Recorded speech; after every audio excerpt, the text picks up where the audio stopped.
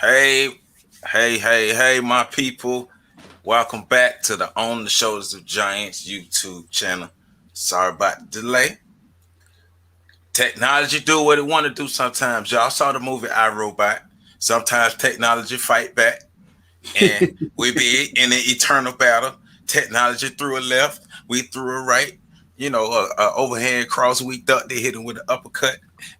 You see, we won because we're here. We're a little late, but we won the fight. So thank y'all for sitting around and being tight. And as you join us, welcome, welcome, welcome.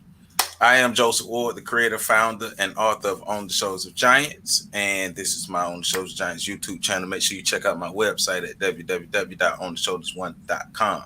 If you are not familiar with On the Shoulders of Giants, we tell the stories of the sung and unsung heroes of the African diaspora. Our stories from our perspective at your fingertips. So the information we didn't learn in school, the information we probably didn't learn growing up. A lot of that information we're going to cover today in regards to the rebellions. One thing we are going to cover is some of the most notable rebellions. We're going to learn about new rebellions because we're going to open up our Google searches and look for some other things as we're doing this live. We're going to learn some things. Going to use some of my books as references. We're going to come back to those as we go through the just different figures and different rebellions throughout our history. We do want to acknowledge Juneteenth and some of the other emancipation days. But before we get to all that, I want to welcome my guest, Professor Carl Tone Jones. What up, Professor? What's going on, brother?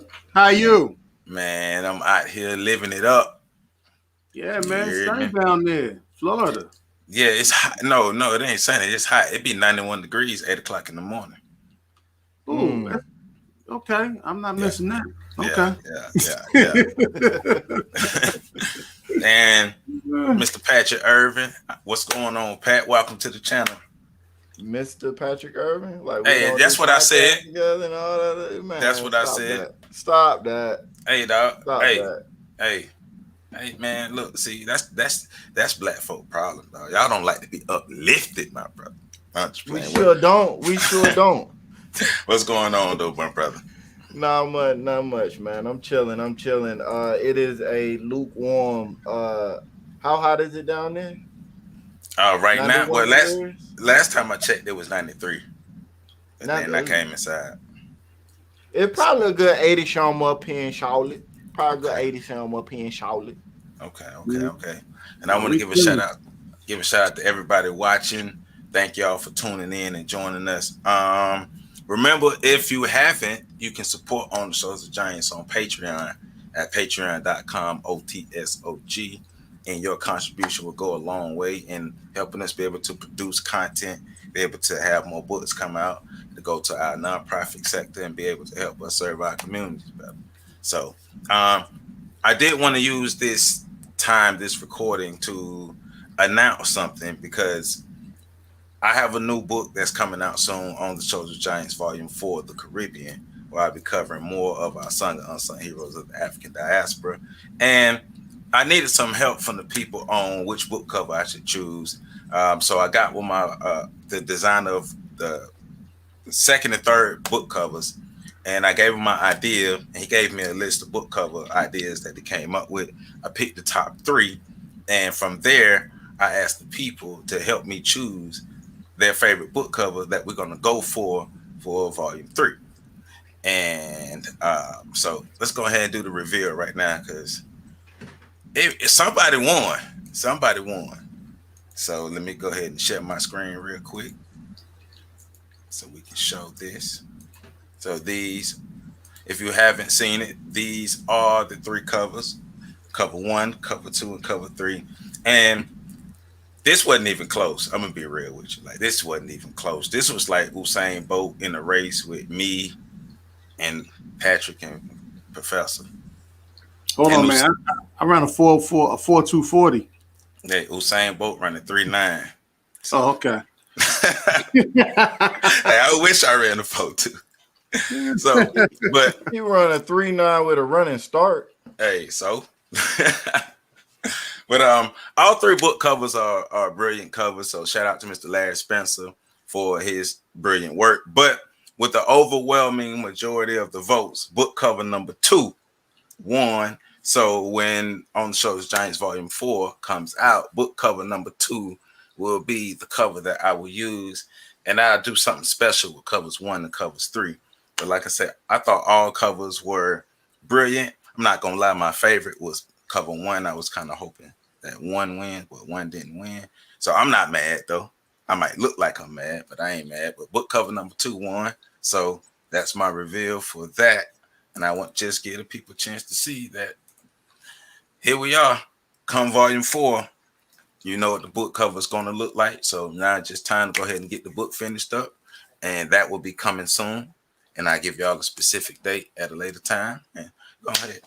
So, but let's go ahead and get this show going and get into our topics. So, of course, you know, today is Juneteenth, so June 19th. So we do want to recognize Juneteenth as the day the people who were enslaved in Texas were finally freed. Hold on, Joe. Let's say what's really happened. Go ahead. That was the day the last people on the plantation got paroled. True. Yeah. True. Well, yeah. I do in saying that, I do want to encourage people to like a conversation Pat and I was having. Do your research on what has happened in your local areas. Mm-hmm. Because Juneteenth realistically is specific to the state of Texas. I'm not trying to tell nobody. I don't have enough energy to put in or tell nobody what to celebrate and how to celebrate. But I do know here in Tallahassee, we've always celebrated May 20th as Emancipation Day. So every May 20th, we would go to our Walker Ford Community Center for the Emancipation Day celebration. Or it's a family here, the Hills, and they would have a celebration on their property. So every May 20th, that's what we would do. So growing up, mm-hmm. I really didn't know about Juneteenth because we in Tallahassee celebrated Emancipation Day. And I was at work at an event earlier today, and even the mayor kind of reinforced the proclamation of Emancipation Day here in the Tallahassee area. So that's why we do want to encourage people to research what happened in your local area, so you can start making sure that you understand the heritage and the history of the area that you grew up in or you live in, so you can know that and be able to pass that history down in addition to what's going on. So, absolutely. Y'all want to add anything to that? I'm and I don't want to come off as a killjoy, but I'm not one of those people. I'm just not one of those people that think that Juneteenth is I don't give it the significance that we do. I mean, I pay homage to the fact that we had ancestors who fought for what they considered to be freedom at the time. But I kind of look at Juneteenth in comparison to other declarations. And Juneteenth was based on the Emancipation Proclamation and the recognition that the Emancipation Proclamation had, created a situation for Black people to be free. But that's not the case. Emancipation Proclamation was, well, put it like this: the Declaration of Independence for America, 56 white men signed it. For the Emancipation Proclamation, there were no Black people who agreed to the document. There were no Black people who helped out with the planning. There were, in fact, the Emancipation Proclamation in reality didn't free any Black people.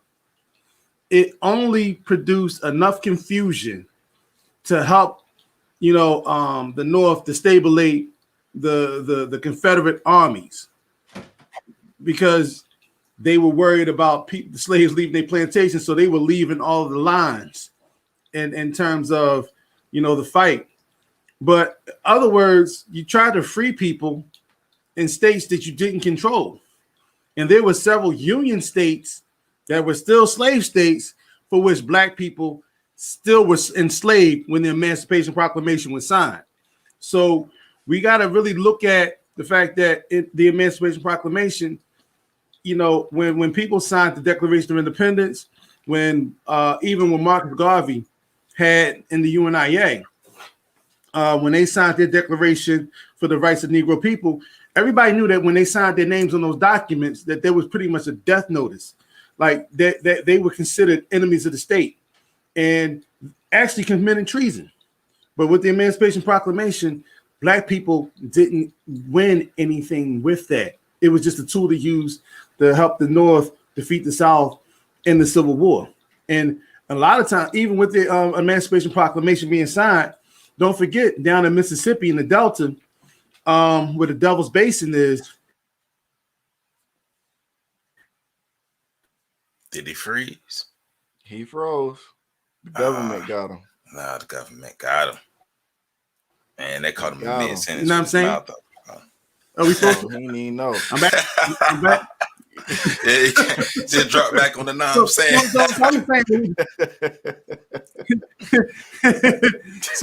So when we start looking at we start talking about Juneteenth, I just don't have the same angst to it because I think we as black people still have fighting to do in order to win our liberation. It's not Independence Day for us. It's not Freedom Day for us.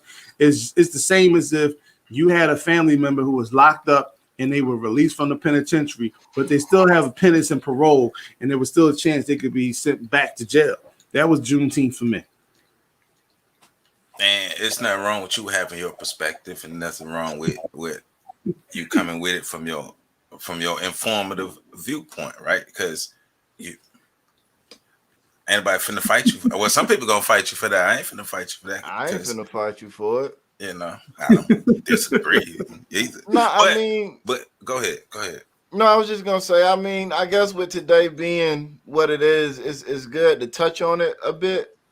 But I agree with what you said, Joe, and I also agree with what you said, PC. My personal position is just I don't have look, any opportunity black people get to come together and celebrate and enjoy one another. And to come together and enjoy one another, right? And to build and to do things with each other, I think we should do that. Okay. When it comes to the specifics about Juneteenth, do your research. Make sure you understand what it is you're celebrating, and make sure that it's even worth celebrating. Because some of the things that we celebrate really should be memorialized, and there's a difference. So, make sure that you're giving things their due process and due respect for wherever you are. Me personally, as a Floridian that now lives in North Carolina, I don't really see a reason for me to celebrate it. But if you want to, like I said, if you want to do that, do you, boo-boo? Who am I? Hey, who am PC, I? PC, yes, do you see the comment on the screen? Yeah. So, Miss Lily Rose Daisy, 2003, asks, what was the comment about Mississippi prior to the freezing? So, and I'm just letting you know that's the white man, blowing us up, not allowing us to finish what we got to say. So, what that was is, the Devil's Punch Bowl. Research the Devil's Punch Bowl, and you'll learn that during the Union, so-called emancipating slaves on plantations in the South, they created a concentration camp, and what happened was they tied the slaves up and locked them down, and then left them there to starve. And those slaves, the African slaves who were there, ended up all dying. And now in that particular area, it's like a peach. I don't know what you call orchid. Orchid, is that what they call them? A group of peach trees where people say it's the sweetest peaches, but nobody will eat from those trees because of all of they believe that those trees are rich in the blood of all the dead African slaves. And that was Union soldiers who did that. That wasn't Confederate soldiers. That was Union soldiers who did that after the Emancipation Proclamation was signed. Right. If I'm not mistaken. Well, this is all to set the stage for our conversation tonight about the history or rather the importance of the history of our rebellions. Now, for me, I believe it's very, very, very important for us to learn about those who fought back. I've always been fascinated with Harriet Tubman. Ever since I first learned her story, I thought she was like the greatest person ever. And I study a lot of history, and I've learned about a lot of figures in history. And she's in my top 3 historical figures of all time because of what she did, her spirit of rebellion. But I also realized that they don't teach us about our rebellions. And when I say they, I mean the adults, the parents, the teachers, the mentors. Though it was a lot of information that was given to us, or so-called information about our history, or misinformation about our history, but the history about us actually fighting back and standing up to oppression wasn't really told, because we have a generation of people who really believe that our ancestors just sat there and took it. Mm-hmm. And I just got through reading Dr. John Henry Clarke's the book about the African Holocaust and Christopher Columbus. And one of the things that he referenced in the book was there were over 240 documented rebellions just in the Americas alone. Right. Mm-hmm. That's documented. Mm-hmm. But we also talking about we have to look at the Caribbean, and I'm not sure if Dr. Clarke was just relegating that to the United States, or was he the Americas as a whole. But we do have a number of rebellions. We have the Maroon communities that were created. We have the Quilombos and the Palenques that were created. So we do want to be able to talk about that in reference and cover all those things today. But I want to start here with you, Pat. Why do you think the history of rebellions is important, or do you think it's important to teach at all or to learn? It's absolutely important to teach. And let's make no. Let's not mince words about that. If we're talking about Black history, especially here in Americas, but in general, and we're not teaching the rebellions, and we're not teaching the resistance, then we're leaving out a key element of our history, and we're making ourselves look like punks. We're making ourselves look inferior to the eyes of the people who we're then trying to turn around and say you should be proud of your heritage. Mm-hmm. It's one thing to say that we have a history, and I'm not saying this, but I'm saying this is what a lot of people say. But it's one thing to say that we have a history of getting our asses kicked. It's another thing to say that we have a history of laying down and allowing people to walk all over us without fighting back whatsoever. And that's usually the narrative that's passed on to the kids, who then step forward, and now they don't even want to learn about slavery. They don't even want to learn about that critical part of our history. They want to gloss over it. And I think a lot of the adults that have the viewpoint of slavery isn't something that happened, that isn't a part of Black history, it's something that happened to Black people in history, or that have other viewpoints that are similar to that, are people that just don't know exactly how much resistance and fighting back happened in that period of hundreds of years where we were in captivity. We were not passive during that period of time. And when you understand that, you can look at slavery now as a reference point of strength. We went through all of that. We went through this, we went through that, we went through this, we went through that. We went through the abuse, the torture, the torment, and we still came out on the other side a strong people. We still came out on the other side of people with a sense of culture, pride, and unity. Because a lot of the problems we're dealing with now showed up after the end of slavery. They weren't there while we were coming out of slavery. And in a lot of respects, from my perspective, if we could go back to where we were when we were coming out of slavery, that would be a huge step up for the community in terms of where we are now. But that becomes the easy thing to understand when you understand exactly how much fighting and resistance was happening. And then you can begin to understand why some people say slavery was going to end regardless, and Black people had a hand in it. White people didn't just wake up one day and say, I think I'm going to let these niggas be free. No, that's not how it went down. There was a lot of other things on the table for them to consider. And one of those things was the increasing amount of Black resistance, the increasing severity of Black resistance, and fear of a insurmountable black uprising. Right. That was on the table. It was a piece of it. Right. And so, real quick, I want to welcome everybody to the channel. If this is your first time, welcome to the On the Shoulders of Giants YouTube channel, where we make sure we give the history of our people, but we make sure we tell the stories of the sung and unsung heroes of the African diaspora. Please like this video. Please comment, drop a comment in the comment box, and share this video, and hit that thumbs up button. Make sure we get them likes up, make sure we get them views and those shares, because that's going to help the algorithm, help more people see this, but help this channel grow so we can get this information out to more people. So thank y'all for that. Let's get these likes up. Professor. Hey, hold up. We don't get the likes up, we ending the broadcast. Hey, that's what popular YouTubers do now. Where my music at? I need that. I need some annoying music. Like, we're gonna make music with a mouth. We're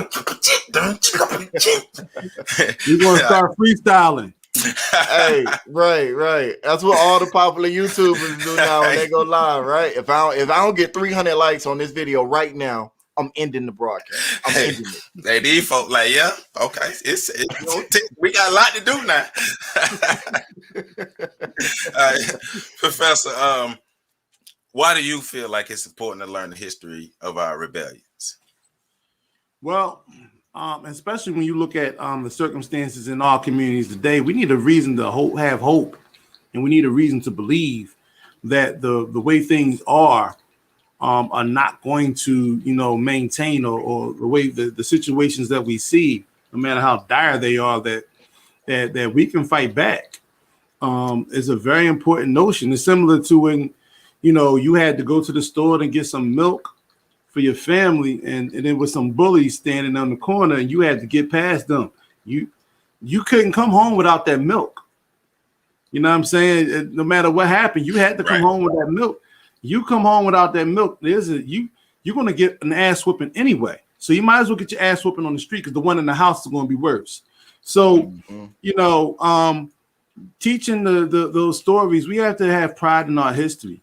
And I think a lot of reason, we struggle with culture is because we only see it, as Pat was speaking of earlier, we only see it as losing. Every time you try, when you look at the institution of slavery, you look at the pillaging of Africa, you look at who's in charge in places where Black people seem to have a dominant population. It seems as though we're not the ones that's victorious in a lot of those stories, and that's for propaganda purposes. One of the things that led up to, like, since we're talking about Juneteenth, one of the things that created the conditions of Juneteenth, there were two events that had the most I say significance in terms of creating the need for the Civil War to take place. That definitely invoked fear in these European slave masters. And one of them we talk about a great deal. We talk about not just the insurrection, but the rebellion and liberation push in we call Haiti right now. But it was literally called the Pan-African Revolution in 1804.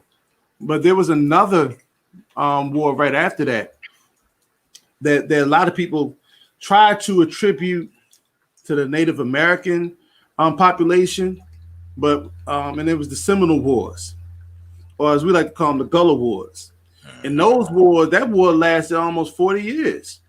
And with those wars, you had continuous raids on southern plantations. So while Harriet was taking and going in and helping brothers and sisters escape to the north, we had people like John Horse leading rebellions and getting Black people to come, going to plantations, raiding plantations, killing slave masters, and bringing whole families to the south. And they were escaping to Florida and to Mexico. Yep. So we had all of those different things that took place, and it started taking a toll. And so if we learn those stories and learn to study those historical figures the same way that people revere George Washington and Thomas Jefferson and Benjamin Franklin, we would have in our community images that we could show to our children and say, these are the ones who created the situation that got your ancestors out of bondage, and that's something to be proudful for, considering the horrid conditions of chattel slavery, you know, with the transatlantic slave trade. So that's something that's prideful. I don't want to talk too much because, you know, I know we got a lot to go. Hey, so one of the things for me is really understanding what we were up against and what we were really fighting. So a specific system of chattel slavery, I want people to understand, because Pat and I were having a similar conversation last night. So in the United States, as we know it now, in the United States, the way they operated slavery was a bit different from South America and in the Caribbean, as far as how they allowed the culture of the people to exist. Mm-hmm. So in the Caribbean and in areas in Central and South America, cultural groups were able to stay together. Mm-hmm. And because cultural groups were able to stay together, culture was able to stay intact. And so that's why when you go to the Caribbean, areas in the Caribbean, and you go to areas in Central and South America, they have more of an African feel into their Black culture, because they were able to still have that connection back to Africa. Whereas in America, they separated people, right? And so when you separate people, you get all these people who really don't know each other, people who never really had a collective identity, continental collective identity as African people. So they're strangers to each other. Yes, we have similar features, but we're strangers to each other because we never had a collective cultural identity. And so now it's easier to pit people against each other who don't have the same cultural identity. It's easier to control these people because that cultural identity they're searching for now. They really don't know. This is the beginning of people not knowing who they are. That's how you get to us, and we have no idea what part of Africa our ancestors come from. Mm-hmm. Right? So take these environments where you have all these groups of people mixed up.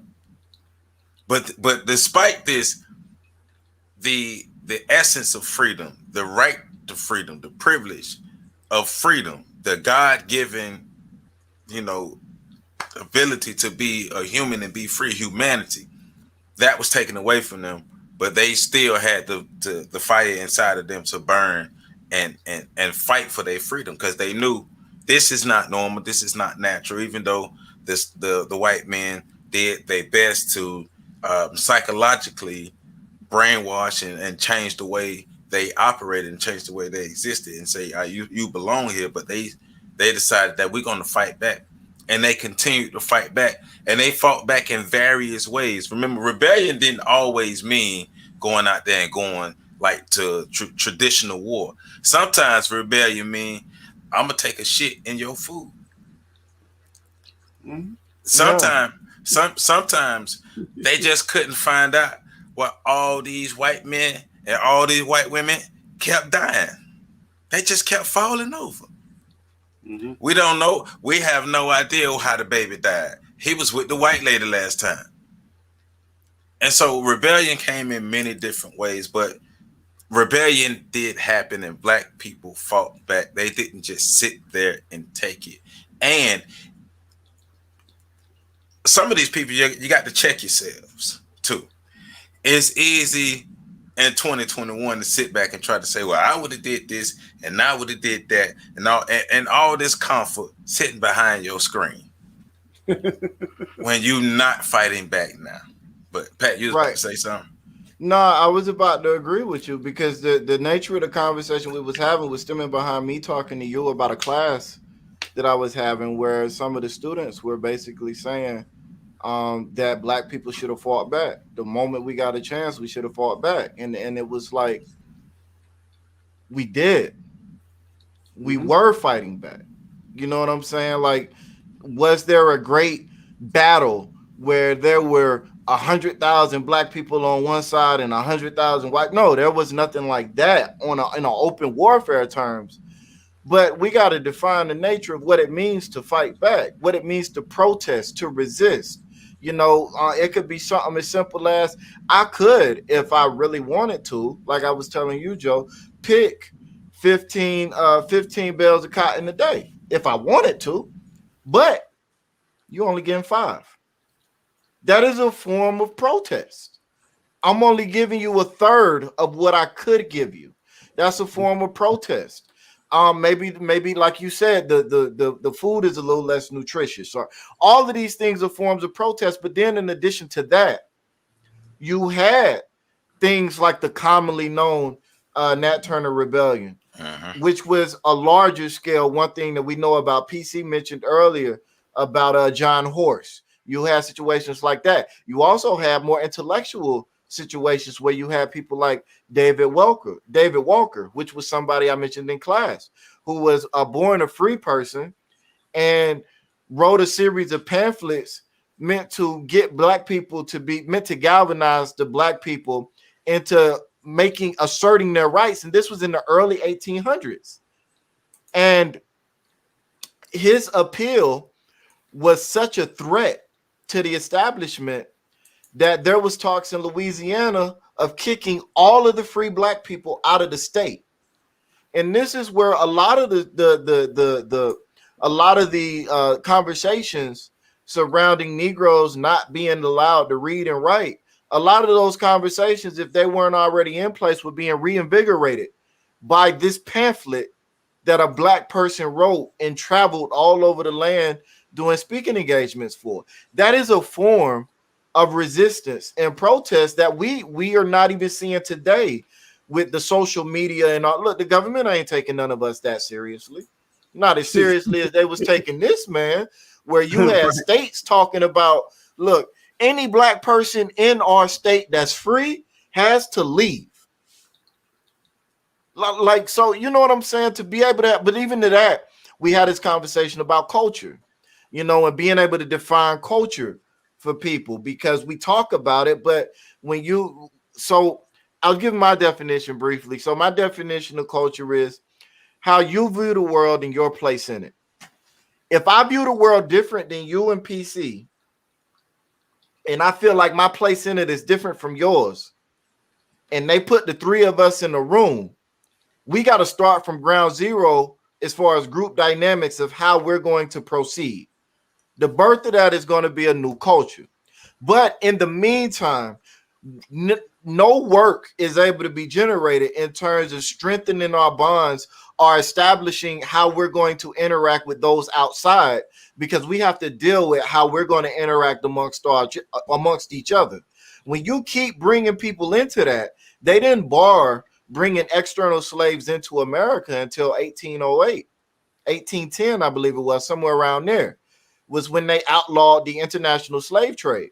So all the way up into the end, you had a constant mix of new people coming in with cultures that had to meld into what would eventually become black culture in America.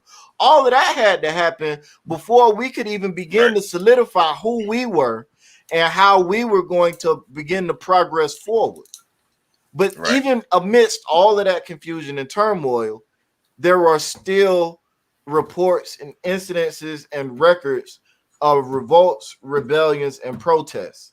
To me, the overall largest win we've had is something that you can only gather when you look at the protests and things like that, which is the great question of the late 1800s, early 1900s, was the Negro problem. What the hell do we do with these Negroes? And the great answer was to figure out how to get rid of them. How do we get all of them out of here? The fact that we're still here in numbers with the ability and capability of putting up a fight if we choose to me is our single greatest victory. Yeah. So now there's a question in the comments from I'm thinking it's Samat 66 or Samat 66 is saying, are we not? And I hope I got the context right, because I'm not sure of the total context of the question. But it's asking, are we not up against greater odds now? And if it's, I could be taking it out of context, but if it's in the same context of what I'm thinking of, as far as Black people are at greater against greater odds now than we were maybe 50, 60, 100, 200 years ago.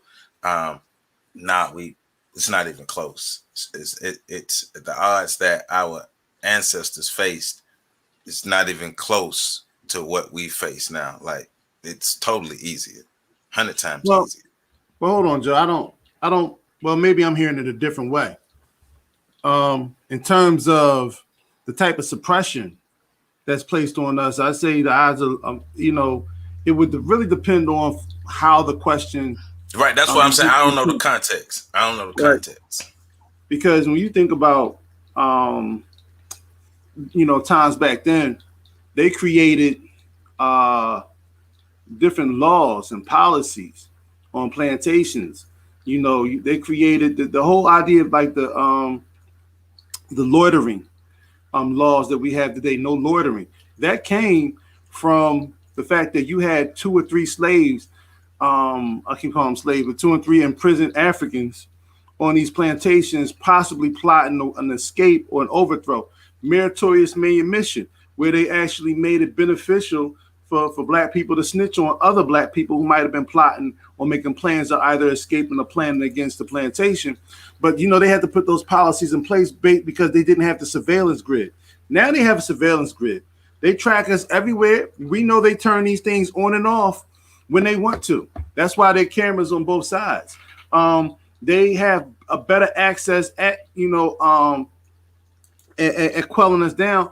And they also, let's not forget the fact that, policies such as COINTELPRO are now in full effect, and to the point where I don't even know if people have to monitor it anymore because of how efficient artificial intelligence is. I don't know whether we could say it's worse, but it's definitely different because they have access to a surveillance grid in terms of monitoring our mood. And that's why, and also creating deflection and diversions. And that's one of the things, so when Pat said they don't take it seriously, I don't think they have to take it seriously because they can, easily interject agents of chaos, be it artificial intelligence, or they can actually plant somebody behind a computer screen and create all sorts of mischief because we're all doing all this communication online. So now you want to talk about overall brutality and things of that nature? Nah, it's not nearly as bad as what being on those plantations were, because in addition to some of the things Pat was speaking about in terms of the protest, you had Black people who went on hunger strikes. They were literally chiseling their teeth out so that they could put a funnel in their mouth and pour porridge down their throat.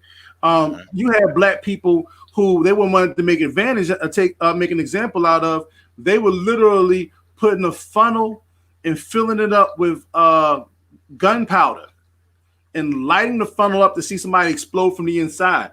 Brothers being drawn and quartered. The movie Buck Breaking just came out to illustrate how they would go to sexually dominate and create deviances within our community. So yeah, and so depending on how that that question was posed, there's a lot of different variances.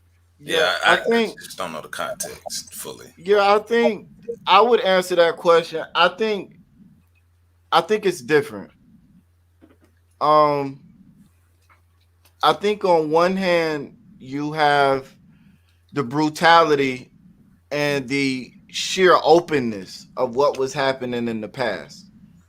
That is not even, that's undeniable. They don't move in that space. That would not be tolerated in today's world. That is a difference, and that is one element where they had it worse. I think the technological capabilities nowadays make it easier for them to do things. But I don't even really like to have that discussion about who had it worse and who had it better, because to me there's so much gray area in that is just unnecessarily trying to victimize yourself as compared to your ancestors. When you start thinking about where who had it worse than who? Like, what is the inherent value in that question? What is the purpose behind that question? And does the answer to that question change anything that we need to do today? You know what I'm saying? So it's kind of one of those questions. It's a good question to have as far as being able to intellectually spar with one another.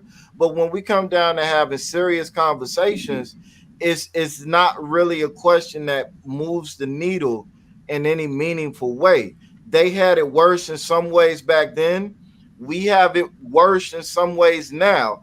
Overall, in totality, we need to get more clarity and context in the question to answer it. But the central theme of the problem we have nowadays is, even with as bad as it was back then, you still have people willing to fight. Nowadays, I don't so much worry about what they're going to do, so much as I worry about what we're going to do, or what we're not going to do again. Yeah, well, they created a situation where it was funny. I was watching a movie, one of the Fast and Furious movies, when they were in Brazil, and the villain was sitting there talking to somebody. You know how they always talk their dastardly deeds and plans. And he was saying, you want to know why the people in Brazil speak Portuguese and not Spanish? And he was saying, because when the Spaniards came here, they were trying to, enslave everybody. But the Portuguese showed up bearing gifts. You know what I'm saying? So when the Portuguese showed up bearing gifts, what happened was, they were able to infatuate the people with things, and they didn't add, and according to his story, he switched it up to speak about what he does for one of the town he was in Brazil. I forget the name. But one of the things he said he did was he gives the people everything. And then when they act up, he punishes them by taking it away. And when you look at black people, specifically here in America, black people right now, if you have a job, I had a boss that said something to the fact that when she hired somebody, she had to make sure that they had a car note and a mortgage, because they would fight harder to keep their job because they had something to lose. And a lot of us feel as though we have too much to lose. You know what I'm saying? And so we're not willing to sacrifice. This is why when you looked at the civil rights movement and you looked at all of the strong movements in the 50s and the 60s and the 70s, they were primarily teenagers. The uprisings and Watts riots, they were all teenagers. Yeah, the ones who go the hardest are always young folk, the ones who ain't got nothing to lose. Ain't got nothing to lose. And like they said, one of the brothers I was watching a documentary, he said, yo, when y'all come through, y'all got your tanks, y'all got your guns, but we got these rocks and we got these bricks. Yep. And if that's what it takes, that's use what we got. But right. that's the spirit of rebellion. But I as you and Pat were talking, one thought came through my mind was, especially when you talk about the surveillance on us now and the access to us, because I believe they have more access to us now than they ever have. And the way they go about monitoring us and keeping us in line now, so to speak, is because of all the hell we've been raising over the years and all the dust that we've been kicking up.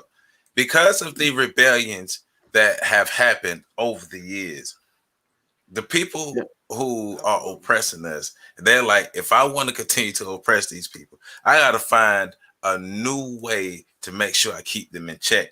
Because if not, they're going to keep fighting back.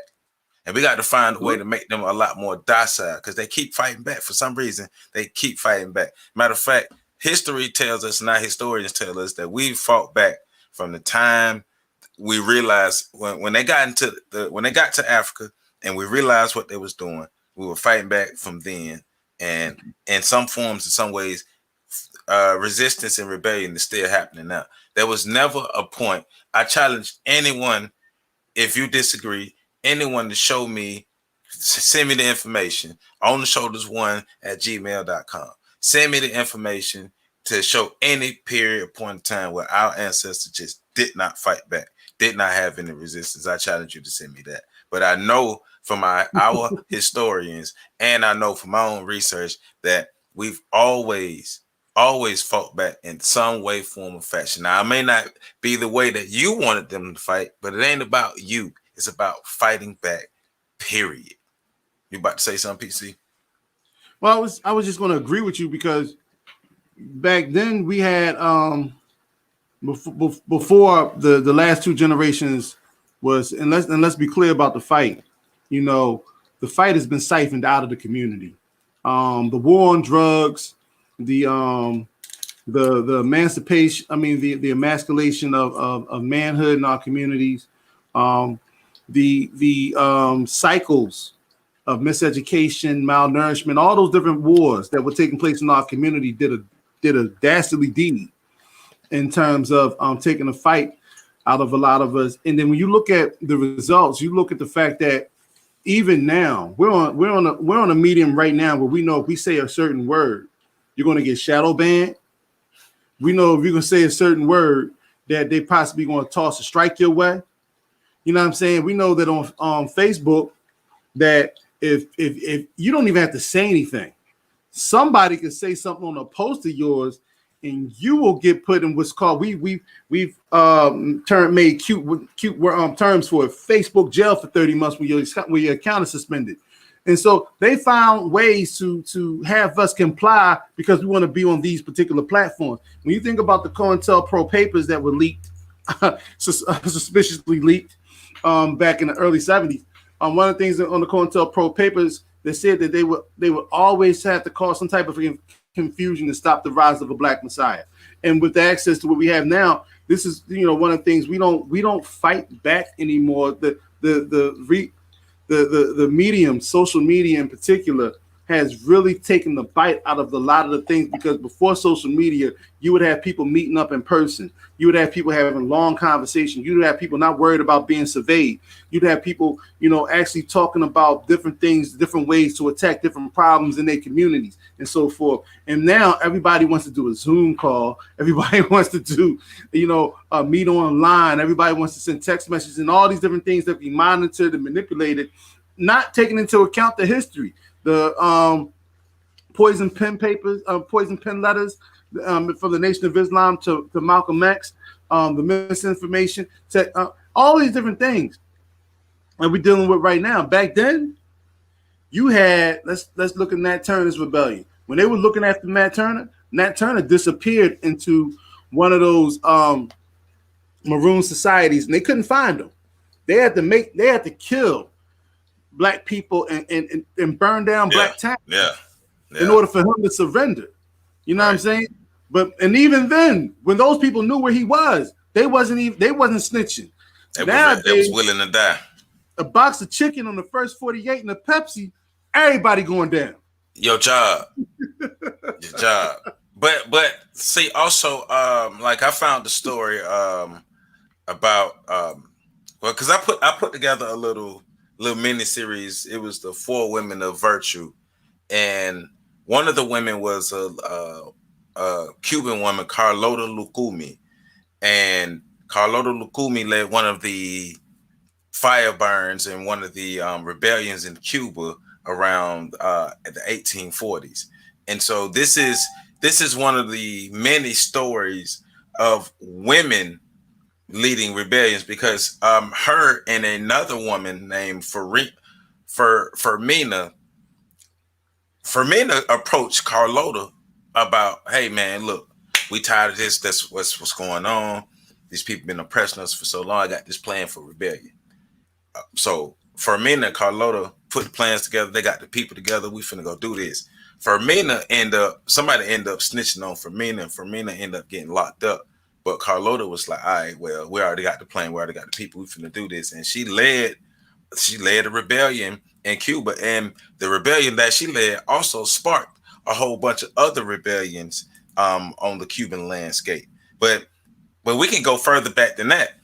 We got evidence of some of the first people, the first forms of resistance, first forms of rebellion when the Spanish and the Portuguese first showed up. If we go back to the gentleman named Hathaway was more so of most of the stories on Cuba, but also Queen Anacaona on Haiti, on the island of Haiti. But at the time, of course, we know it wasn't Haiti, but Queen Anacaona was actually part of the first contention of the Arawak to even encounter these Europeans and even fight back. So even from the beginning, there was like, even before they brought Africans over here, you had resistance and you had rebellions. People wasn't just like, all right, man, well, these white folk here, we finna go ahead and just lay down. No, these white people came in with diseases and gun and weaponry that was different. Superior weaponry is going to win. I mean, let's take all the fairy tale stuff out of this. Let's not look at this rose-colored glasses and try to Walt Disney size this up. If we got bows and arrows, they got guns and cannons. Guns and cannons gonna beat bows and arrows. Now that's not to say that every fight or every battle with guns and cannons beat bows and arrows. That's not saying that, because tactics say a lot, and white people learn. Well, it took white people a long time to learn that guerrilla warfare can mess you up, and learning the landscape and all those things can mess you up. So that's a lot of things that happen. Well, yeah, they came in with numbers, they came in with cannons, they came in with guns, but they was losing because they didn't understand the landscape. They didn't understand the different type of warfare that they was dealing. They didn't even understand the people that they were dealing with. But now you mix African people in there, and you get more different types of rebellions. Like when I wrote about my first book, Gaspar Yanga was able to build a Maroon community in Mexico. They still call it Yanga now, but they were fighting back. They were like, we're not sitting here taking this from these people. Freedom is our true essence. And why would we just sit here and just do this? Now, I want people to think about one of the things that's happening now with people being upset about the critical race theory thing. And okay, they don't want to teach critical race theory. They don't want to teach none of our history. They don't want to teach these things. All right.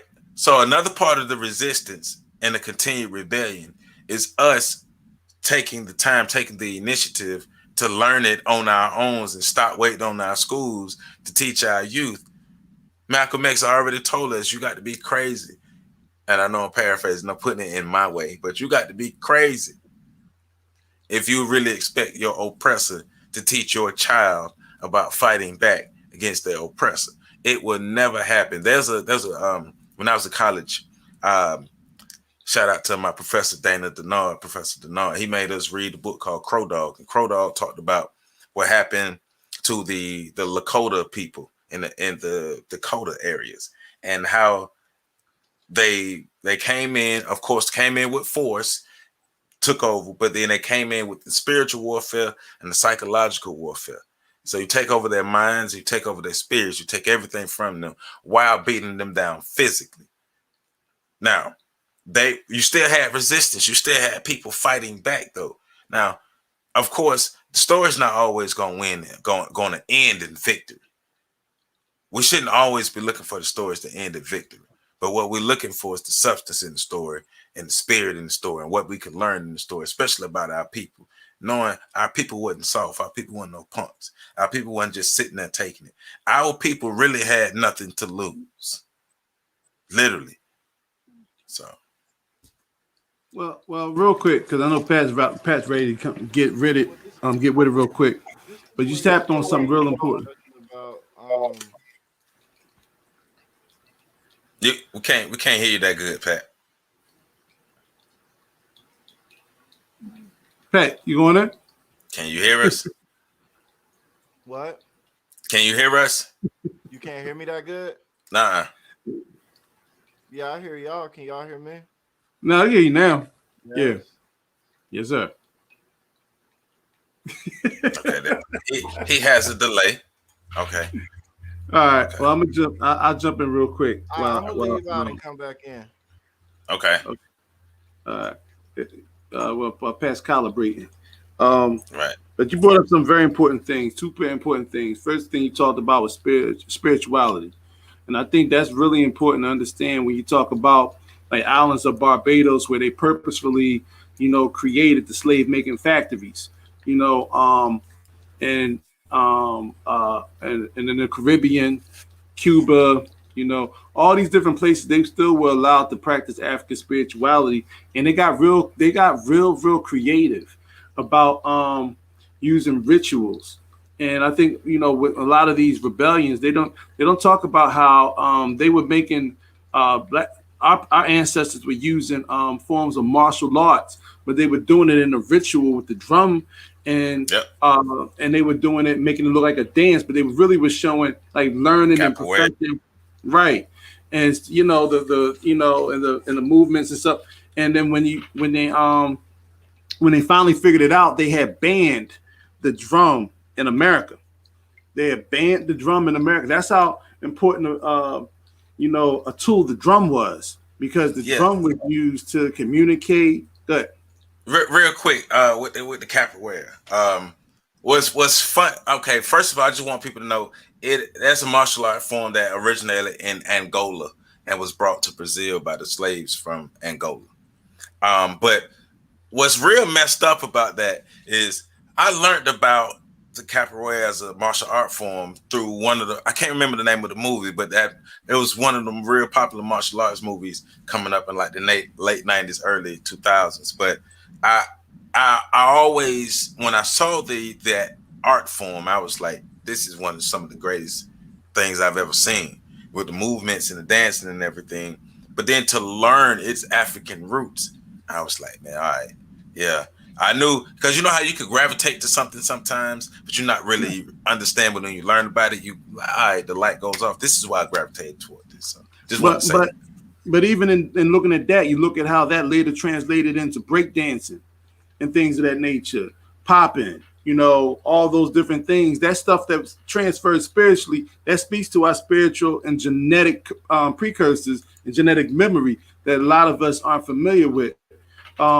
So we don't just pass down fear through our genetics. We also pass down those important skills that makes it easier for our children, people to pick up on. That's why when black people go into mixed martial arts, things of that nature, they go in as amateurs, but they end up, rising to the top of the ranks real quick. I mean, we saw a sister the other night. She was an amateur first fighting there. There's several different times. Carissa, she should have been pinned, but that's my future wife, by the way. Don't talk to her.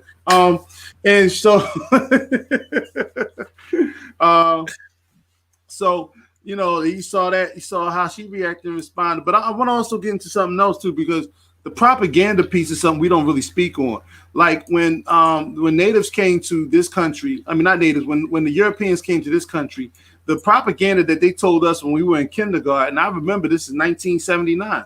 When I was in kindergarten, yes, I'm giving my age.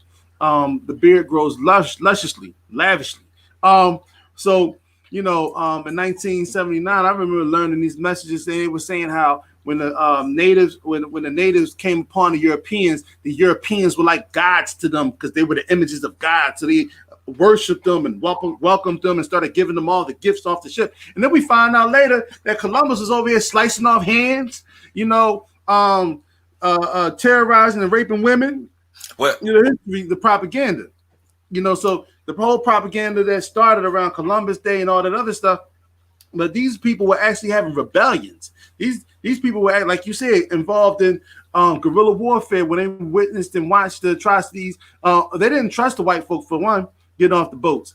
And then there's something else to be said too. And then I'm done talking. We got to really reclaim our history and reclaim it in a way that looks glorious.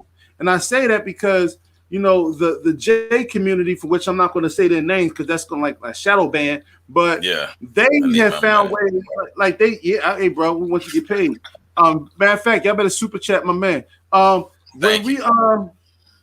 When they came and they created Hollywood, the first thing they did was start creating all of these movies that made the the Nazis look as though they were buffoons. They could be defeated. Television shows, this, that, and the other. But they came up with a movie recently called "Inglourious Bastards." They had Brad Pitt in it. A whole different spin on what happened with the dude. How that dude. A whole different spin. So when you think about it, we could tell the history and make it do what it do any way we want to. Just like black people were excited about the Black Panther movie and how they were drawing correlations about how Wakanda was really real because the most powerful minerals and important metals, precious metals, and things of that nature were located in Africa. We can still have stories like that. We just have to have the gusto to change the narrative so it benefits us in the outcomes. Yeah. Welcome back, Pat. What up? Yeah. So there's a question. Can rebellion and captivity, contentment exist side by side? Oh, shit. Can rebellion and captivity, contentment exist side by side? Yes. Can explain. Not within one individual, no, but within a group, a culture group. Right. Yes. Right. That's what I was thinking. Yeah, because we got to remember when we're talking about this stuff, we're talking about it from the group dynamic, the cultural group presentation, how they interact with each other.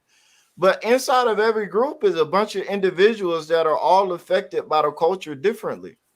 So just like today within the Black community, Black people love saying we are not a monolith. You know, it's true in that regard, right? Like there are lots of us now today that are happy and content with where Black people are. And there are lots more that are not happy, but they're content. And those people aren't going to do anything. And then you got another group that is just beat down and apathetic to everything. And they're not happy, they're not content, but they have no hope and no belief that anything's ever going to be different. All three of those people have different beliefs about where we are and where we should versus where we should be. But all three of them effectively do the exact same thing. Nothing. And then you have another side of the equation where you have all of the different types of pro-Black people out there, from Black nationalists to Pan-Africanists to integrationists to, you go down the list, and all of those people are not content and they're not happy, and they believe that things can be different and better, and they all go about trying to achieve different goals, but at the end of the day they're all doing something. So yeah, absolutely, those two things can coexist, in my opinion. Yeah, that's what I was thinking, and basically the same context that I don't think captivity, contentment, and true rebellious mindset or ideology can exist in one person unless the left side and the right side just gonna split or something like that. But within that group of people, yes, because you're not gonna have everybody on the same page. You're just not. But in that though, I still think that people have to get it out of their minds that as a collective, African people will all be on the same page. It has never happened, and I don't think it will happen anytime in the immediate future. There has never been. I don't remember a time. I haven't read about anything or came across anything where we've seen where African people anywhere in the globe. Joe, you're being nice. You're being political right now. You're being nice. Let's keep it real. Look, unity is an illusion. It's a fairy tale. It's a Disney story. All right, let's be real about it. I was trying to be academic. No, unity in the community is right up there with the Beauty and the Beast love narrative. It's not real. And those people that are chasing it are chasing an illusion. And we all have different reasons for why we chase our illusions, but that don't make them any less mirages. You see an oasis in the desert and you dive in and drown in the sand.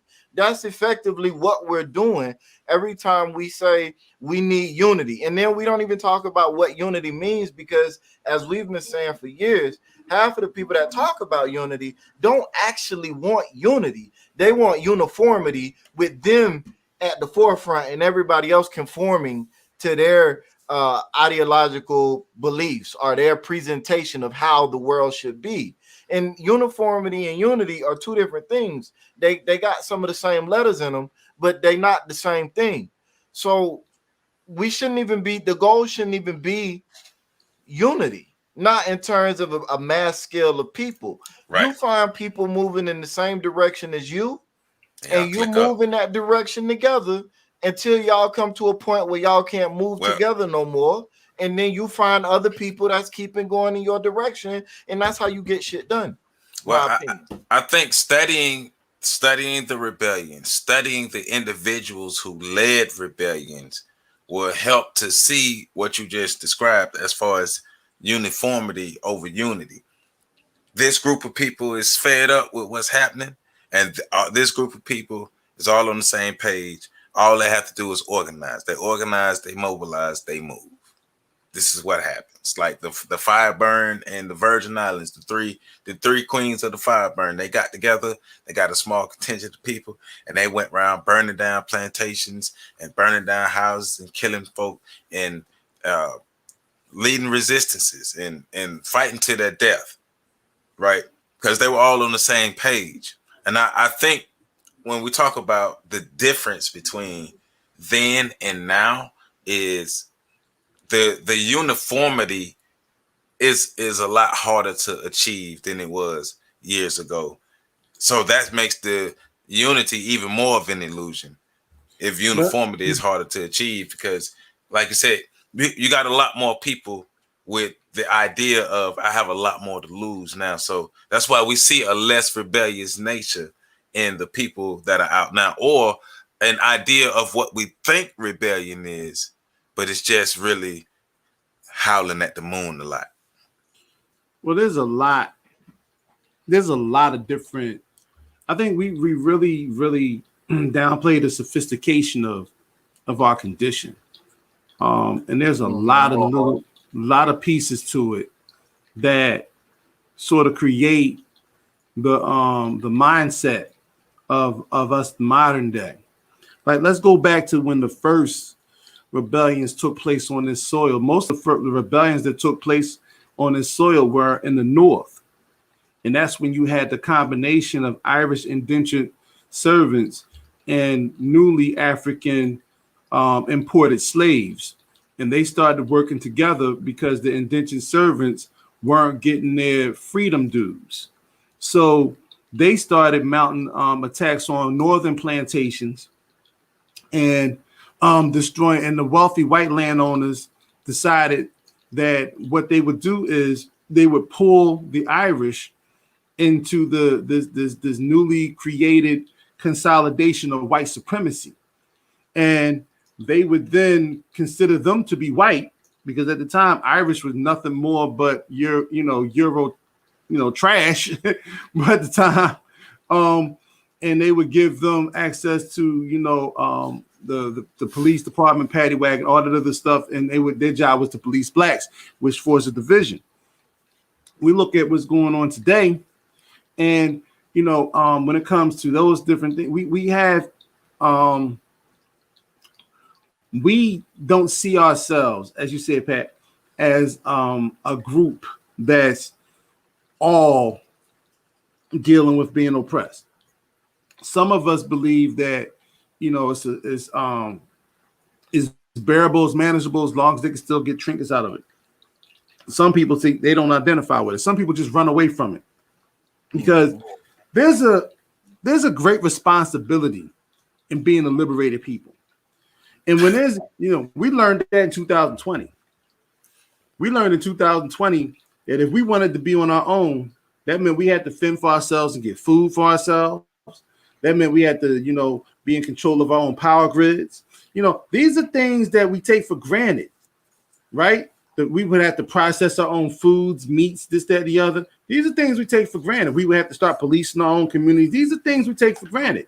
And when people start looking at the vast responsibility of what those things looked like when the world stood still, people would just snatch their hand back real quick. I saw a lot of so-called revolutionaries, Pan-Africanists, and Black nationalists snatch their hand back real quick in terms of wanting to have access to that type of power that you can have in your community, because that thing comes with that type of responsibility. And I think that in itself is the biggest reason why people don't want to put their foot forward. We have gotten really comfortable being in a nanny state, being taken care of. We have gotten soft. You know what I'm saying? If the power went out back in the 50s and the 60s, the power went out. People would just be sitting on their porch, passing time. They would be outside grilling, and they would go on. Let the power go off for 12 hours now. You saw what happened. They had the power outage in Texas. The power outage in the snowstorm in Texas. People were dying in their houses. The stupidity, people were turning their cars on in their garages, leaving to warm their houses up. You know what I'm saying? And to warm their cars up, and they were dying from CO2 emissions. So, you know, we really I think that it's a sophisticated process, and we haven't even talked about the generational degradation and beat down psychologically that Black people are under, the traumatic experience of just waking up and being Black, and then thinking about piling something on top of that. You know, so there's a lot to be considered when you look at why people ain't moving. When we talk about the responsibility of freedom, you make me think about the story of Zumbi dos Palmares in Brazil. So Zumbi comes from a line of a royal family in Angola that was enslaved and taken to Brazil. And as a young man, Zumbi he came up in Quilombo dos Palmares. And Quilombo dos Palmares was one of the maroon societies that were created by the people escaping from slavery and creating this massive compound, this massive Quilombo where groups of African people lived. And when we talk about responsibility, the responsibility was not just basic everyday needs as human beings, but fighting off your enemies. If you build it, you must protect it. You hear me saying this on this channel a lot. If you build it, you must protect it. Those Palmares was able to last as long as it did because they were able to protect itself. Actually, under the leadership of Zumbi, those Palmares was able to thrive without foreign invasion for over 15 years. And of course, eventually, some of the Portuguese and some of the Dutch were able to push their way in. But Zumbi, the story of Zumbi and his wife Dandara as part of the story too, they are good examples of, okay, we have this resistance and we have to build something, because it's not just about resisting. It's about building something of your own that you can go to for solitude and for resources and all these things here, but also protecting it once you build it, because you're still behind enemy lines no matter what. We're here in America. Even the Maroons understood in the Maroon societies, they were built in specific locations for a reason. They were built in these locations that were hard to reach, that were hard to find, and it gave them a vantage point. So when the enemies did come, they were able to attack the enemies and be able to have that vantage point and that advantage rather. And it's usually from a higher ground perspective. So go read, like you can. I wrote about a lot of rebellions in my books. You can see my books in my background on Shows of Giants volumes 1, 2, and 3. And I'm writing about a lot in my upcoming book, volume 4. I write about a lot of rebellions. I write about a lot of rebellion leaders in my books. Go to my YouTube channel. You own my YouTube channel, rather. I got to get used to saying that, but you're on my YouTube channel now. Subscribe while you're here. Please subscribe, like this video, and share.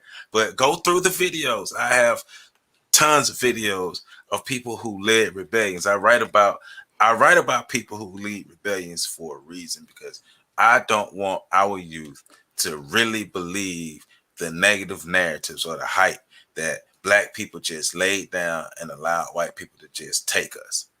Hell no. Nah.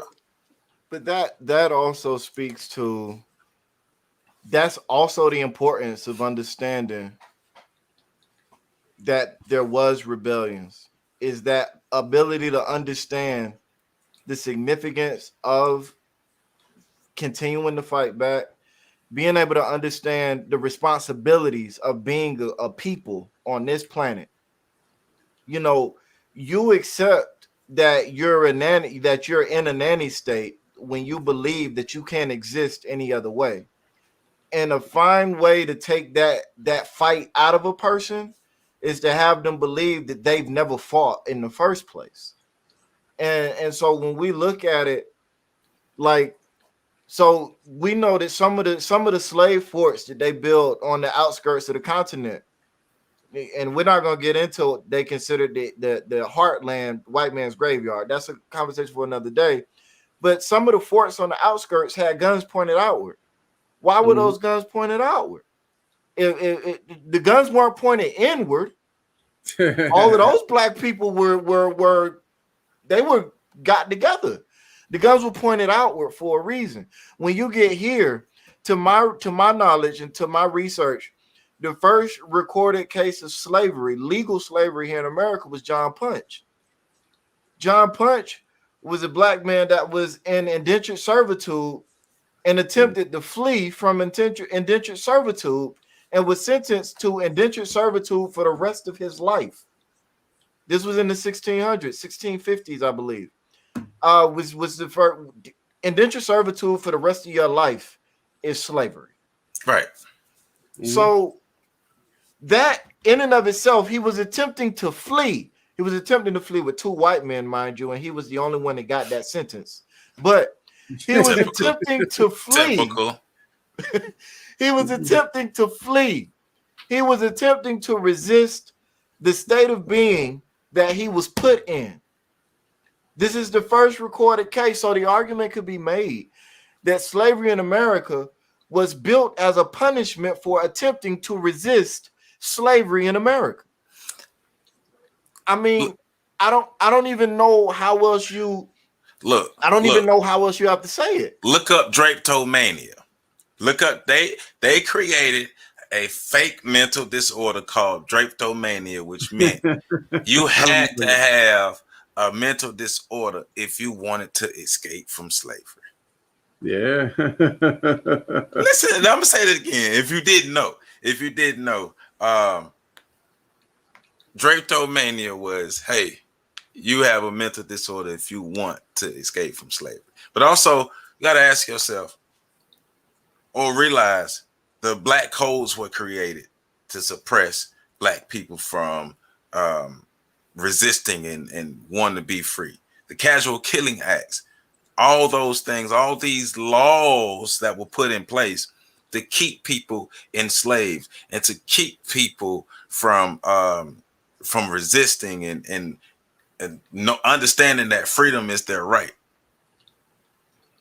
That's Joe, yeah. I just wanted you to know you made it, man. Congratulations, bro. Oh, you talking about the comments? You got trolls, bro. Congratulations, hey, man. That's when you know you done did some shit, man. Hey, look, because we all know I could give him the business. We all know I could give him the shine that he wants.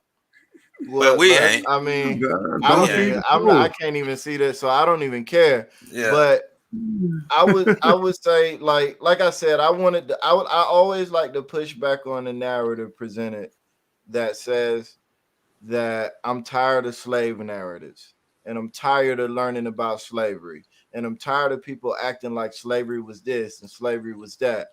And that narrative is what causes a lot of the apathy and the misunderstanding that we see nowadays, because people don't know what happened. They don't know about the resistance. They don't know about all of these things. You have people that don't know, even on Juneteenth, don't know what Juneteenth really is. Don't know that in Texas, it's not a one-day celebration. It's a week-long celebration. You know what I'm saying? That don't know all of these different facts. And so then when you start talking about the black codes, they got a vague idea of what it is, but because they don't care to hear about slavery, they don't really understand what the black codes are, because it's hard to understand, to truly comprehend black codes without truly understanding slavery. They don't understand a lot about our people and about why we move the way we move and why we operate and exist the way we operate and exist, because they don't have a complete understanding of slavery. And the root cause of the resistance, the protest, the fighting back against learning about slavery is centered in the fact that people believe that there was no resistance, protest, or fighting back in slavery. I think that is one of the single most harmful and disingenuous intellectual things that we do to ourselves nowadays, is we totally ignore that portion of our history. because it makes us feel uncomfortable. And even to that, it's a disrespect to our ancestors. You mean to tell me these people lived through it? They literally lived through it, and you don't have the balls to read about it, to learn about it. So your ancestor got his ass beat, watched it, he got raped, watched his wife get raped, and then watch his children get sold, and you don't want to learn about it because it make you feel uncomfortable to read about it. Of course. They lived it, but you don't want to read it. Now, what's funny is, as you were saying that, old boy in the comments going, I just want to give you a shout out and a thank for the view, though. You can act the fool in the comments, but I still man, we don't even know if this is a brother, man. So, but no, I'm just saying, whoever this person is, I still benefit from your foolishness. So, thank you. Yeah, well, you know, if it is a brother, and you know, it probably speaks volumes to the cognitive dissonance that they face every day, because they probably benefit from their relationship with white folk. Yeah. So, you know, their cognitive dissonance. All white guys can't all be bad, you know. But I mean, whoever the person is, I mean, but that's a misunderstanding even of the narrative of the discussion. But hey, look, if you hate this channel so much, this is what I recommend. I recommend you share it with all of your friends, talking about how this dude don't know what the hell he's talking you about. should. You should. I challenge you. I gotta bet you. Show everybody you know how foolish I am and how misguided this information. Please show everybody you know, and have them share it with everybody that they know, and have them share it with everybody that they know. Myself and Professor Carlton Jones also have channels. If you want to share those channels, saying that we don't know what we're talking about as well, you're more than welcome to do it. Also, Freedom Train Network YouTube channel, share that. Shelby's World YouTube channel, Enigma September YouTube channel. Just go ham on all those channels and right. I don't like y'all, and share. Yeah, share. Well, create a Reddit page, Facebook page, all of that. Just do it. Well, that's enough. That's enough feeding the trolls, fellas. Because listen, the conversation is about something real, and the bottom line is, and even in dealing with the troll, it shows you that if the troll is a white dude, and I'm pretty sure it is, it makes them uncomfortable to hear about these situations and stories. Real quick, the Ricketts High School came out of me and Pat because we was finna go there, but we had to really thank you for really. Look, no, I was trying to ignore the trolls, but y'all kept going. Well, you know me, like, we gonna do it. Let's do it. You know me. Sometimes the Ricketts came out of me. Go ahead. I'm having fun with it. Go ahead. But it speaks to the conditioning. You know, but it speaks to something real though.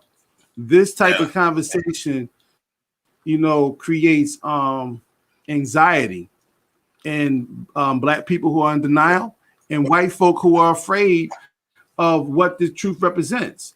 And this is why you see such a big fight in regards to certain things being taught in history. This is why you see the in Texas and other states in the South, how their school books are no longer mentioning the term slavery, how they're calling black people involuntary immigrants. And then you get to see, but it speaks to what you said earlier, Joe.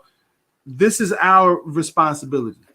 And as black people, this is our responsibility to teach our children. When those J people, they send their children to public school, but guess what? On the weekends, they have temple on Saturday where they learn their whole history, culture. They get introduced to people, and then legacies and networking is produced. We need to start moving like that. We can't keep because in our culture, Friday night is mine. I don't want to think about nothing until Sunday night because I got to get up and go to work on Monday. But Saturday night need to be family night. And there need to be time when we have a conversation about our culture, our history, and jurisprudence about what we're going to do for the future. And we put too many things in the past because we don't pay attention. We don't think it's our obligation or responsibility. No, we don't want the obligation or responsibility of raising and rearing our children in ways that would make them worries. And a lot of that, I get it. You're afraid that your children are going to say something you don't have the courage to say one day, and the children are going to move into the firing lines when you were afraid to cross the fire line. I get all that, but guess what? The situation for them is going to be 10 times worse than the situation is for us. If you're paying attention to the global restructuring and realignment of the powers that be right now, Black people, specifically black people in America, are not even significant enough to be considered for anything other than trivial holidays, while everybody else is getting policy, everybody else is getting real gains, tangible gains, things of that nature, and everybody else is moving in place on the chessboard and creating a power grid that's going to protect them and their communities or them and their nations for the foreseeable future. So hey, right. But still bringing it back, it's on us to learn about our history. It's nobody else's job to teach us about our history, but let's learn about every aspect of our history and our culture as possible. Let's learn as much as possible, including the rebellions and getting into understanding why that needs to be taught to this day. The resistance of oppressed people has to be taught. Black people are oppressed globally, whether by Europeans, whether by Asians, whether by Arabs. Black people are oppressed globally, but black people have been fighting back globally, right? In our different pockets, in our different cultures, in our different countries, different cities, different areas. Black people have been fighting back. When we see today, especially, I'm not my ancestors, I put these hands on you. It's like, nah, you have no idea what your ancestors faced. And the fact that you have the freedom to put that on a t-shirt and walk around and nothing happens to you shows a testament to the work that your ancestors put in. So never, huh? No, I was going to say, I have a question. I have a question for those people. I have a question for anybody. Can somebody send me any proof that anybody wearing a shirt like that has ever actually put their hands on anybody? Man, we know it ain't happening. We know it ain't happening. But rebellion can be a liberation of the mind, the soul, the body, the psyche, all those things. That's what they fought to set free. That's why Harriet Tubman did what she did. That's why Nat Turner put his life on the line, right? That's why Dr. King put his life on the line. That's why Malcolm X put his life on the line, right? That's why all of the leaders of the rebellions. That's why Joseph Chatoye with the Garifuna culture put his life on the line.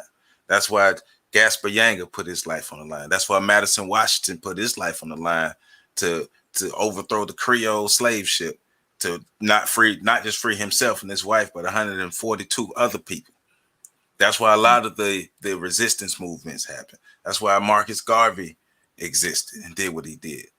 People been putting in work for the longest. Our scholars, that's that form of educational rebellion. They've been putting in work. So don't ever think rebellion hasn't happened, because not only has it happened on the battlefield, the physical confrontation, but in many other aspects as well. And it happened, I was talking to Professor Smalls one time. I'm pretty sure he doesn't mind me sharing this. And he was explaining to me this situation that happened to him where right before he took over the mosque for after the assassination of Malcolm X, he was on the run. Like, and we talk about on the run, he wasn't like, no, he was on like different places in Africa running from the CIA. You know what I'm saying? That's the fight that's taking place. Kwame Ture, same thing. He had to leave the country. That's what, so these are the people that, this tells you about, this speaks to the sacrifice that's necessary sometimes. And we have to really understand that it's not going to be everybody. It's going to be a small percentage, critical mass of people that, if they actually understand the significance and the providence that waits for them, there's going to be a small group of people that actually makes that decision. But we have to get those people to understand that sometimes they have to look back and reflect on what this means, not just for today, but for future generations of Black people, and to understand the significance of those rebellions in the past. And like you said, you touched on a lot of them, Joe. we didn't touch on 1/10 of the rebellions that actually took place. Right. So it's on us. I do believe in us. I believe in the warrior spirit that still exists within us. Mm-hmm. And let's learn as much as possible. Keep saying let's learn as much as possible. Study our scholars, study our warriors. Let's just put it out there. Let's support each other, and let's remember this isn't something that started today. This has been happening since our current thing through the transatlantic slave trade since the late 1400s. So let's understand the history of that. Go study that. Go study what happened with the fall of the Moors in Spain. By the time of the fall of the Moors in Spain, that transpired, that set off the events to the transatlantic slave trade, to all the rebellions and things that has happened. So study. Now, do want to say this one more time. If you are just coming onto the channel at the beginning, I did a reveal of my book covers. I'm putting out my new book soon, On the Shoulders of Giants Volume 4, On the Shoulders of Giants Volume 4, The Caribbean. I'm putting that book out soon, and I have my book cover together. And thank you to everybody who voted, because I narrowed it down to 3 book covers that I had the idea of, and I let the people vote on it. And everybody voted for book cover number 2. So I'm gonna share it one more time. So if you haven't seen it, you get to see it. Here we are. This is the 3 book covers that were in the running. Book cover number 1, book cover number 2, book cover number 3, and overwhelming numbers. Book cover number 2 won, and it will be the cover of the new volume of On the Shoulders of Giants in the book series. And I'm gonna do something special with the other 2 covers, probably some special edition things like that. So yeah. So I want to say that. Remember, like, comment, subscribe. You can check out my website, ontheshoulders1.com or ontheshoulders.org. Check me out. You can support me on Patreon at patreon.com/OTSOG. See my books. You see the 3 books that I've published behind me. You go to my website, check these out. I have a free app for Android on the website. So go download that. I got a lot of information. Of course, there's a lot of information on this YouTube channel. Professor, tell them about the things you got going on and how they can support you. Well, if y'all got food stamps, y'all can come through Philly and drop them off. You know, we always trying to get some good grub up in this piece. Say no. We we have coming up. We are part of a podcast crew. Our good brothers Jeff Weaver, brother Shamari, and my good brother Nkrumah on Wednesday nights. And the title of the podcast is called Somebody Has to Say It. And we get it in and we talk strong about issues in the Black community and the prevalence of and the urgency for us to move forward. You can find that on my YouTube channel and Facebook channel at 9:15 Eastern Standard Time. If you want, you can help yourself to a copy of my newly released book. And it is 2020 Through the Eyes of a Social Media Revolutionary. It is a book full of anecdotal sayings and passages, some affirmations and so forth.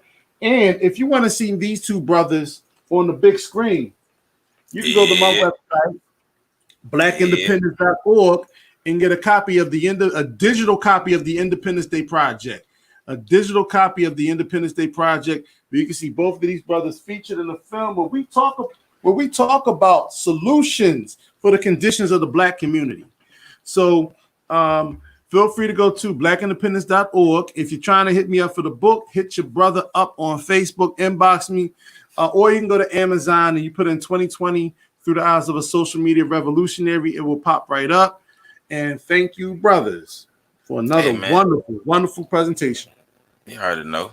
Pat, what you do in life? Tell the people about what you do in life, how they can support you. Oh, man, I live. You know what I'm saying? That's what I do in life. Just be breathing air. That's it. Yeah, I just be walking around breathing, you know. And what y'all can do to support me is support yourselves, you know, keep breathing. because it's the opposite of that is not a good thing. You know, and just you know what I really want people to do. I have a book and I have all of these other things, yeah. But I'm not good at self-promotion, so I'm not even gonna attempt to fail at it. So But that's why I have them over here. What I want y'all to do is I want y'all to really like dig into history, like your history in your local area. Find out the freedom fighters and the heroes in your local area and start your search there, and then go out to the national ship. But start local. And then just get involved in something locally. Like if y'all do that, if you're doing something that's supporting yourself in your local community, I count that as doing something that's supporting me. So, you know, if you really want to show me some love, show me love by showing you and your local community love. Right. And also go out and get his book, The Chasm. Yes, yeah. Tell him, yeah, man. Tell him about your book. What you doing? I'm doing, hey man. I'm doing what I don't know. I'm doing what I do. Man, this tell is him what I about your do, book. man. You know, tell him about your book. So I have a book out called The Chasm. It's on Amazon. The Chasm, the seemingly growing divide between black men and black women. It was written back in 2013. It was put out in 2020 last year. And yeah, it basically details some of the problems and challenges we face as a community from the male and female perspectives, things that have driven us apart, both historically and socially. And then it goes into how we can kind of try to alleviate those concerns. So, or at least mend the bridges or the damages. I also have a podcast, Lessons from the Screen. It's a part of the Freedom Train Network, the same network that this show is a part of, I believe. And so, you know, you can definitely go over there to On the Shoulders Giants, or you could look at it on, not On the Shoulders Giants, Freedom Train Network, or you can go look us up on Lessons FT Screen on Instagram at Lessons FT Screen. That's where I'm most active right now. Not that I'm really active on social media to begin with, but Joe's working on me with that. And the Freedom Train Network, his stuff is also on the Freedom Train Network IG page as well. Right. So that's where you can find my stuff. Network. That's where you can find my stuff if you're interested. But the first thing I said is really from the heart. More people need to get more engaged locally and doing things. So do that. Right. Hey, go ahead. No, I say. Okay. Oh, my bad. So, and y'all get used to. Of course, it's not the first time you all seen the three of us together, but get used to see the three of us together in more projects across different platforms moving forward. Because we got a lot of ideas and a lot of things that we're doing, and we just continue to move forward with our movement and growing our platforms and doing what we do under the banner of PAX Inc. as well as our individual platforms. So we're just gonna keep moving. I appreciate everybody who tuned in. It's a lot going on today, but your time is valuable, and I like to respect people's time. But the fact that you gave your time up to tune in to what we have going on here, I appreciate you. You didn't have to do that, so I thank you for tuning in to my channel. To everybody who does that, because without you all, we're just gonna be out here howling at the moon, right? So. Thank you for all the support. Remember, y'all can support me on Patreon at patreon.com/OTSOG. Go to my website. You see it scrolling at the bottom of the screen, ontheshoulders1.com. A lot of resources there, my free app, everything. Check me out. Subscribe to this YouTube channel. Like this video, comment, share, all those things. And we'll see y'all next time. Peace out.